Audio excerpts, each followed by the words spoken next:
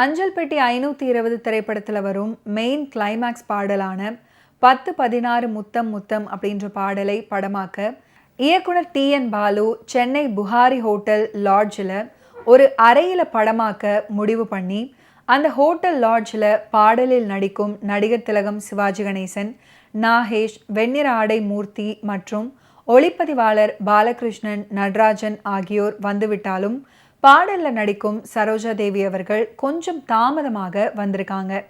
அப்போது இந்த மாதிரி ஷூட்டிங்க்கு லேட்டாக வரும் நடிகைகளை சிவாஜி கணேசன் அவர்கள் கணிந்து கொள்வது உண்டு.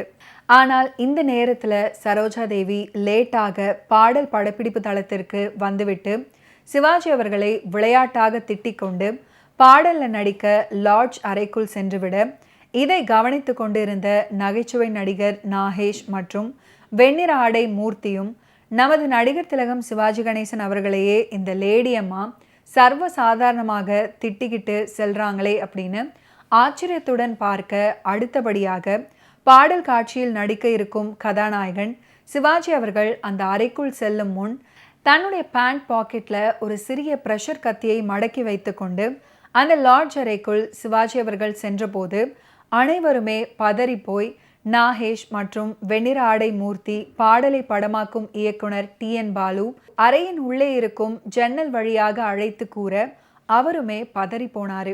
அப்போது அனைவரும் பாடல் படமாகும் வரையில் எதுவும் நடக்கக்கூடாது என மிகவும் பதற்றத்துடன் நினைத்து கொண்டிருக்க பாடல் முடிவில் சிவாஜி அவர்கள் சரோஜா தேவியை நோக்கி அவருடைய வயிற்றில் வேகமாக ப்ரெஷர் கத்தியை குத்தியவுடன் அவரும் கத்தி குத்து பட்டதை போல இரத்த வெள்ளத்துல மயங்கி விழுந்தாரு.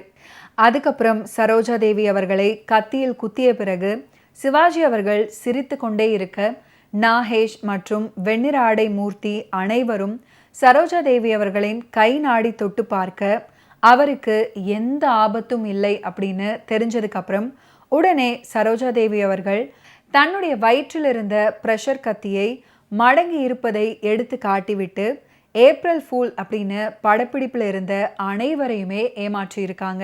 நடிகர் திலகத்தின் வெற்றி படங்கள்ல காவல் தெய்வம் 1969ஆம் ஆண்டு வெளிவந்த தமிழ் திரைப்படமாகும்.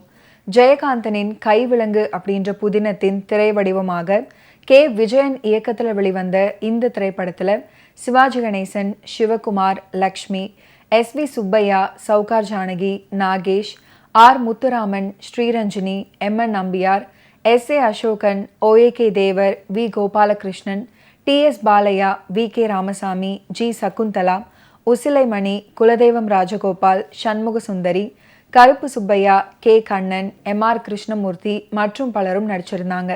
ஜெமினியின் வஞ்சிக்கோட்டை வாலிபன், AVMன் களத்தூர் கண்ணம்மா, நானும் ஒரு பெண், காக்கும் கரங்கள், ராமு முதலிய படங்கள். ஸ்ரீதரின் கலைக்கோவில் என்று நடித்து கொண்டிருந்த சுப்பையா ஜெயகாந்தனின் கைவிலங்கு நாவலை காவல் தெய்வம் அப்படின்ற பெயர்ல ப்ரொடியூஸ் பண்ணாரு. நடிகர் SV சுப்பையா திரைப்பட தயாரிப்புல இறங்கினாரு.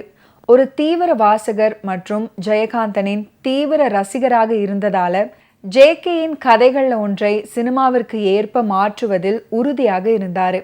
சுப்பையா மீதான அவரது விருப்பத்திற்கு மேலதிகமாக தனது கதைகளில் ஒன்றை திரைப்படமாக எடுக்குமாறு சுப்பையா விடுத்த கோரிக்கையை JK நிராகரிப்பதை தடுக்க மற்றொரு காரணம் சுப்பையா K. விஜயனை இயக்குனராக நியமிச்சிருந்தாரு. மேலும் விஜயன் JKவின் நெருங்கிய நண்பர் அப்படின்றது தான். பொன்மலை நிலையத்தின் ரயில்வே ஊழியரும் சக தோழருமான விஜயன் பாதை தெரியுது பார் படத்துல முக்கிய வேடத்தில் தோன்றியிருப்பாரு. விஜயன் திரைப்பட தயாரிப்பின் தொழில்நுட்ப அம்சங்கள்ல அதிக ஆர்வம் கொண்டவர். மேலும் ஒளிப்பதிவாளர்கள், எடிட்டர்கள் மற்றும் இயக்குனர்களை வேலையில் கூர்ந்து கவனிப்பாரு. சுப்பையா மூலம் விஜயனுக்கு ஒரு நல்ல வாய்ப்பு கிடைத்ததை JK அறிந்ததும் தன்னுடைய கதைகள்ல ஏதேனும் ஒன்றை திரைப்படத்துக்காக அவங்களுக்கு வழங்க உடனடியாக ஒப்புக்கொண்டார். JK எதிர்பார்த்த சம்பளம் குறித்து சுப்பையா JKவிடம் விசாரித்த போது சுப்பையா அவருக்கு 5 பைசா கொடுத்தாலும் மகிழ்ச்சி அடைவேன் அப்படின்னு JK சொல்லியிருக்காரு. JK 5 என்ற எண்ணை குறிப்பிட்டதால் JKவுக்கு ரூபாய் 5000 கொடுப்பதாக சுப்பையா பதிலளிச்சாரு. JK புன்னகையுடன் ஒப்புக்கொண்டார். சுப்பையாவும் விஜயனும் தேர்ந்தெடுத்த கதை கைவிலங்கு. இது JK 1961 கல்கியில் எழுதிய ஒரு நாவல். சுப்பையாவும் விஜயனும் கதையின் உரிமையை வழங்க ஜே.கே. ஒப்புக்கொண்டார். திரைக்கதை அல்லது வசனங்களை எழுதுவதில் தன்னை ஈடுபடுத்திக் கொள்ள மாட்டேன் என்ற மறுப்புடன் ஜே.கே. தானே தலைப்பை காவல் தெய்வம் என்று மாற்றினார்.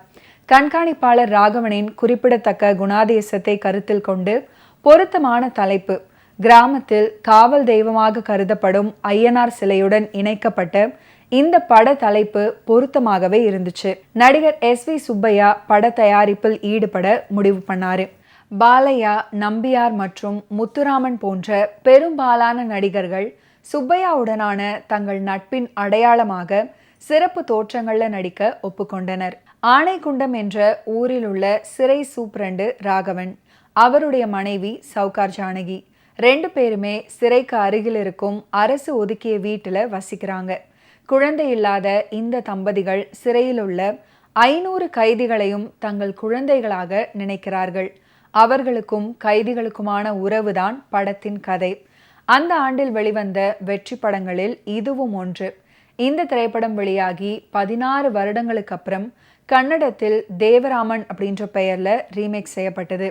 தெலுங்குல பகா அப்படின்ற பெயர்லையும் ரீமேக் செய்யப்பட்டது.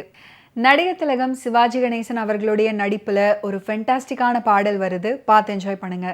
ஓகே வியூவர்ஸ், இன்னைக்கு நிகழ்ச்சியில நடிகர் திலகம் சிவாஜி கணேசன் அவர்களுடைய ஃபிலிம் கெரியரில் நடந்த பல இன்ட்ரெஸ்டிங்கான விஷயங்களை நம்ம பார்த்து தெரிஞ்சுக்கிட்டோம். மீண்டும் அடுத்தடுத்த எபிசோட்ஸ்ல சந்திப்போம். நன்றி, வணக்கம்.